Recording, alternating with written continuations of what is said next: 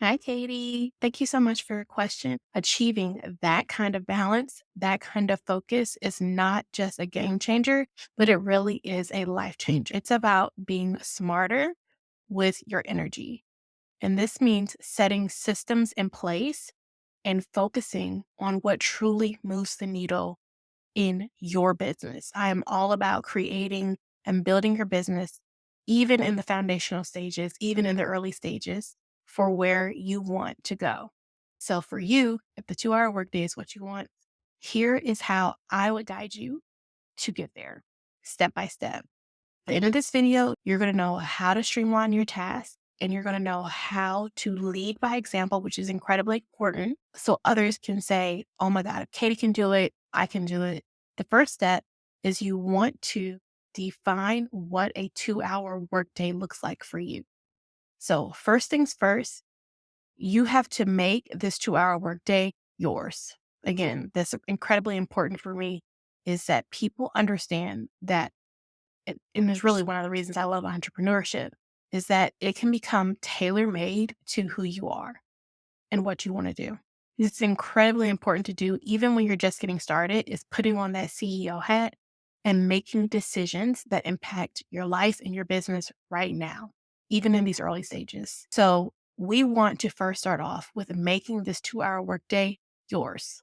This isn't about cramming every single thing that needs to get done into these 2 hours either. That's not what we're trying to do here. This is about clarity, focus, and alignment for you. Clarity, focus, and alignment. Keep those in your head as we go through the rest of this. I really want you to ask yourself, what are the absolute must do tasks to move your business forward? I like to call these your high impact tasks. So I want you to think in terms of impact. What three things can you think of that have the absolute biggest impact in your business and will have a big impact in your business going forward? These could be things like generating leads, engaging with your audience, and even creating content or other offers. Now, the thing I want you to do next is I want you to pick your power hours when you have the most energy. Okay. I know for me, for example, I am not a morning person and I'm okay with that. I know that I like having slow mornings. I have a ton of energy around 10 o'clock. So for you, I want you to pick your power hours. When do you feel the most focused? When do you feel the most energized? When do you feel like you are absolutely ready to crush it? Is it in the morning? Is it in the afternoon? Is it late at night? Like literally figure out for yourself, write it down. And I've given you this page, this worksheet page where you can actually fill in these answers as we go along in this video. But I want you to pick your power hours. I want you to block out that time on your calendar and I want you to start protecting it like your life depends on it, because it actually does. Your freedom depends on this, especially if you are my target audience. My 1% client is a woman entrepreneur who is ready. She's highly motivated. She's ready to take action because she is ready for things to shift. So if you are anything like my target audience, then you are going to definitely want to block out time on your calendar and protect it like your life depends on it, because your freedom does. The next thing I want you to do is I want you to start visualizing success. What does success look like and feel like for you? This is your business. This is tailored to you. What does success look like and feel like to you? Is it maybe 2 hours of focused work that you like to do? And then the rest of the time is where you get to spend time with your family. You get to focus on things you love to do. Whatever it is, I want you to get in the habit of writing it down, feeling what that feels like, because this is really what we are building towards in this 2 hour workday plan that you have in front of you. Okay. Now, the second step is I want you to focus on those high impact tasks we talked a little bit about. Okay. Because this is really where we can talk about what actually happens in those 2 hours. Okay. 2 hours is not a lot of time. And so we really want to utilize these times with the most leverage. So you don't want to waste your time spinning your wheels. I know. So I want to make sure that you get the biggest bang for your buck in these 2 hours. That means we've got to be incredibly focused on the tasks that are actually going to create the results that you want to see in your business. Let's start with your income generating activities. This is another way that you can look at these high impact tasks. So, your income generating activities are going to be your IGAs, right? These are the things that are really going to be tied directly to your growth. Okay. I hear it all the time from people who work with me. I don't want to waste time and I don't want to waste money. So, these things for you are going to be creating and promoting offers, engaging with potential clients, and automating systems. And we're going to break this down a little bit going forward, but I want you to start thinking about these things right now. Now, here's how you can absolutely structure your time right now, even when you're just getting started. We're going to break these 2 hours down into 1 hour segments each. So the first one is going to be all about where you are in creation mode. You are creating posts, you're creating videos, you're creating emails, you're creating all the things. And then in hour two, you're going to be focused on engagement. Okay. This is going to make it easier for you to task switch. Okay. I'm going to get all my content creation stuff done, my creator mode done in hour one. And in hour two, I'm going to focus on engagement. That means I'm going to be replying to comments. I'm going to be replying to DMs, following up with leads. This is also a great time for you to follow pages, follow profiles, get to know people, leave comments, and be seen. All right. Now, what I want to say is this: if it doesn't move your business forward, I want you to get in the habit of either delegating it, automating it, or skipping it altogether. Okay. Because again, this is 2 hours. And in order for us to make these 2 hours work, we cannot put any fluff in these 2 hours. Wherever you are in your budget and your time with your currencies, either your time or your money, you can probably figure out what you need to do right now. Do you need to delegate it? Does that mean bring someone onto your team? Do you need to automate it? Maybe you're like, I'm not there yet financially, but I can figure out the process on how I do this and I can make process map for this and I can make an automation for this. Or maybe you need to skip it altogether right now. Put on that CE hat and figure out what that means for you. Yeah. Step three. This is where we are going to automate and streamline. Okay. This is where you really start to make your 2 hour workday feel even lighter for you and where you start to get into flow and you start feeling that ease because automation is actually going to be your best friend. I love automation. It changes the game for you. The more things that you can set up into systems that work on autopilot, the better. Because what this does is it gives you the opportunity and the space for more time for you to focus on the things that you love and the things that actually move the needle in your business.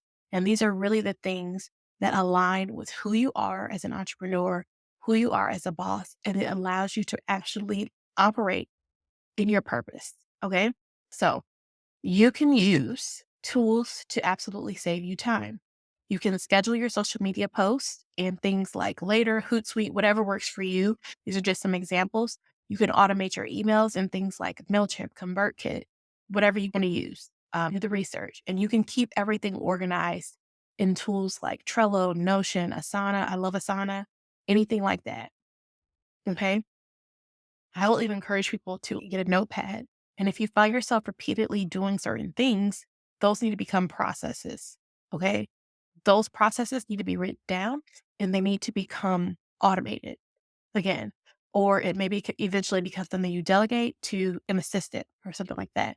So another tip is going to be template. People don't really think about this, but templates are amazing. I have an amazing library of templates that I use in my business and I create for some of my clients so that you never are really starting from scratch.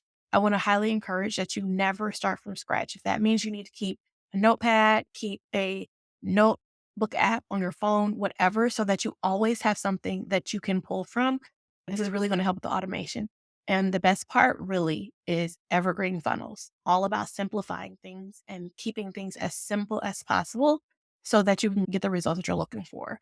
This for you can be creating a freebie or a lead magnet that automatically leads people to your paid offers so that you could actually take some of that pressure off of you. You don't have to do so many hard things to get to. A lot of times people feel like, oh, it's so hard making the sale. How can I automate this process to where my content is actually doing the selling for me? Okay. So by the time you actually are talking to me, the work has been done. I always say our job is not to convince someone of anything. How can you create freebies and lead magnets that automatically guide people to your paid offers that give them a taste of who you are, what you can do for them, and that makes selling your low ticket, high ticket, medium ticket, all these other things, products in your value ladder even easier.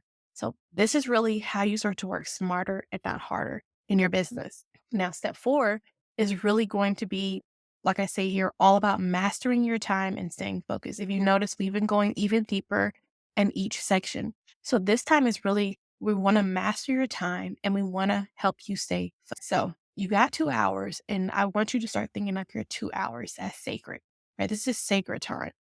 Okay. So what I want you to do is I want you to block out distraction.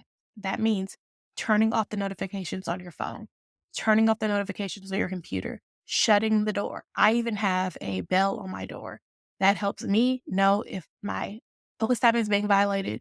And it also helps people understand, okay, she's focusing right now. Let me give her space. Right. So they're thinking twice before they just open the door. And it really lets people know that you are unavailable right now because we're focusing. You've only got 2 hours to really get down to business. Now, one of my favorite tools is time blocking. I love time blocking. I have a time blocking app on my computer that records how long it takes me to get things done. This helps me be more productive and measure my time.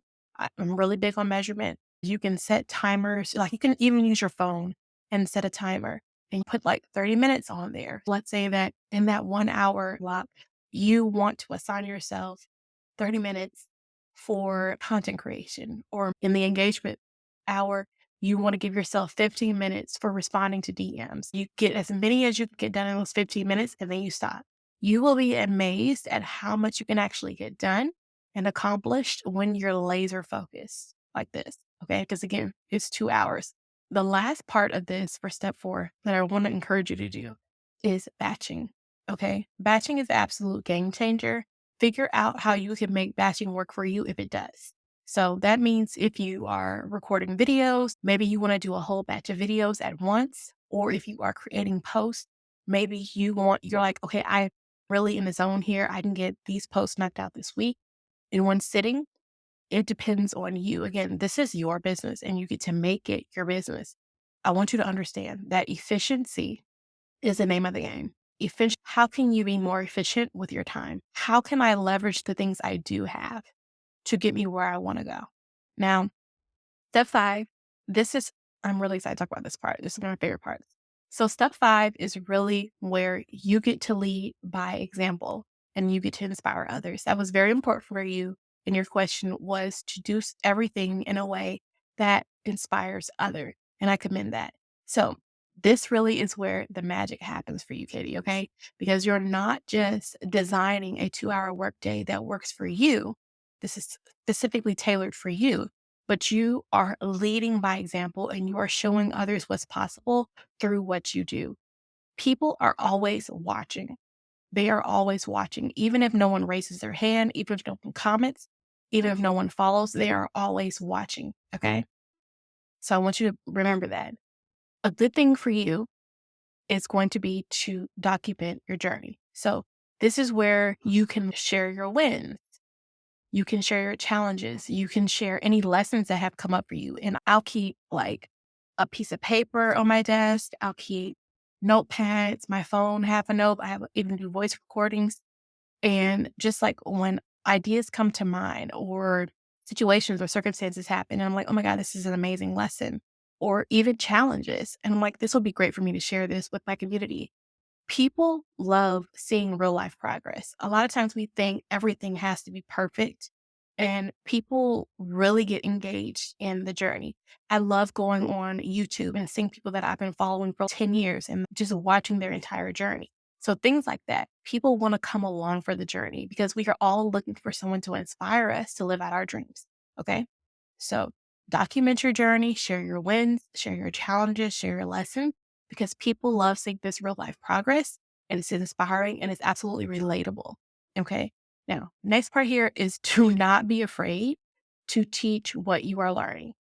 It's the same thing. I see this all the time where people will think, oh, I'm in the process right now, so I really can't teach this. Absolutely not. Can you teach someone who's just one step behind you? Yeah, you can. Let's say that you're learning how to tie your shoe. You haven't figured out the whole process yet, but you've gotten to the part where you can make your first loop. A lot of people would think, oh, I don't know the whole process, so why would I teach how to do the first loop? Why not? Who told you that you couldn't teach that? Maybe someone wants to follow the journey on how you learn the whole process. Maybe you're a great teacher and they understand how you teaching them how you do it is helping them. So let's get out of that mindset and that framework that we have to have everything perfect in order to teach someone. Okay. Do not be afraid to teach someone what you're learning. You can do this by hosting a free, I'll give you some examples here. You can do this by hosting like a free webinar, or you can post a tip about creating a 2-hour workday. You can show people how they can actually simplify their own lives and businesses. You could share your success stories, share your success. Every little thing that you do that you accomplish is a success. It doesn't have to be this big, grandiose thing. It can be something small that you have accomplished that you've always been wanting to do that you were able to do. This is really how you start to build trust in your business and you start to inspire others to start taking action in their own business. You could take this entire 4 pages and you can break each thing down as you learn it, as you implement it, share it. Okay, that's what probably already 30 pieces of content that you could do one a day. Step 6 is really going to be for you to balance your work and rest. Now, this is really important because a lot of people do not talk about the balance of work and rest, but this is what I want you to do here. You have a 2-hour workday. What are you doing for the other 22 hours? Okay. Yes, we're focusing on the 2-hour workday, but what are you doing for those other 22 hours? What are you doing? Because those off hours are just as important as your work hours. They are just as important. I literally have on my calendar, I have my work hours and then I have my off hours scheduled. And I have them scheduled and I have things implemented in there for me to do. Like in the morning time, I like to journal. I like to read my Bible. I like to pray. I like to meditate. I like to go for walks in the middle of the day. I love to go, at the end of the workday, I like to have some me time where I just take an hour and I just get to process with myself. These are things that I put in my calendar and my schedule to give back to me and fill my cup. I always say, do not pour from your source, pour from your overflow. So that means one of our main priorities that we want to do is to fill our cup. Okay. So I want you to think about that when it comes to balancing your work and your rest. This also includes planning your recharge time. Like I said, I talked a little bit about my recharge time. Whether you like to spend time with your family or you like just going for a walk or you have a passion project on the side that you're working on, whatever you're doing, just make sure that you are filling your cup, give it back to yourself. And with that, I also want you to start setting boundaries. Boundaries are incredibly important. When you start to stick to this 2-hour workday, things are going to pop up. They really are. That's just how it is. As soon as you start to focus and put your head down and you're just like, I'm doing this, things come up. And so, what I want you to do is get in the habit of sticking to your 2-hour workday. Protect it because it's what you are desiring and it's what you want. So, that means you need to also resist the temptation to overwork. I'm guilty of this so many times. I love working, but I also know how important it is to give myself rest and to recharge. So I want you to resist the urge to overwork because your energy is absolutely everything and we want to protect it.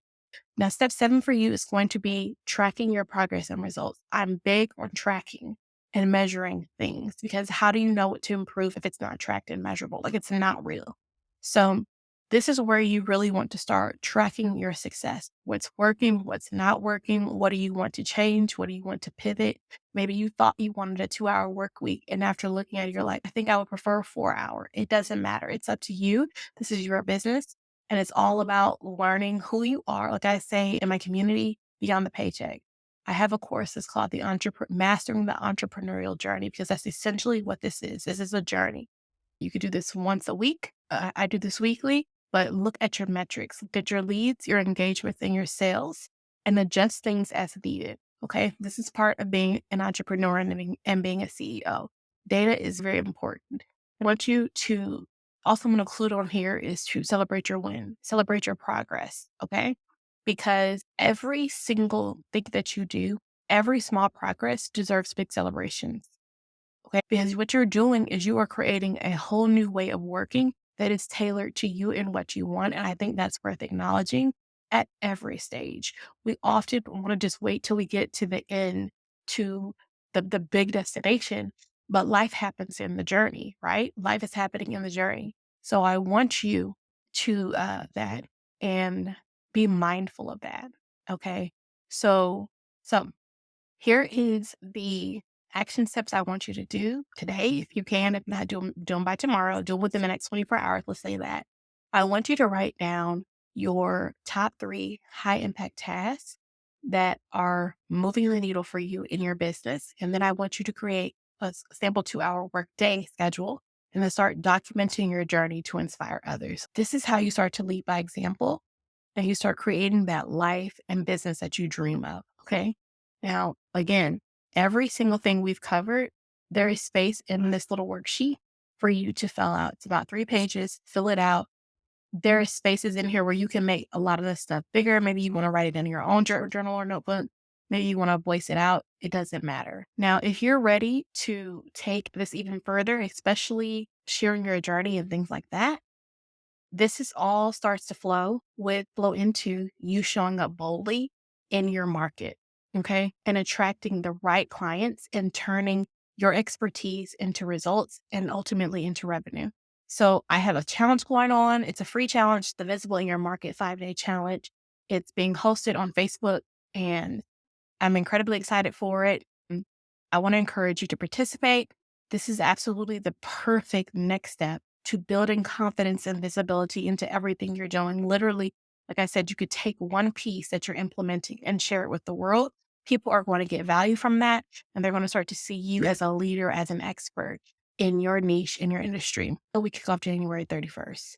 If I could just whittle everything down into one thing, I want you to remember that this is not all about doing everything, right? This is not what it's about. It's not about doing everything.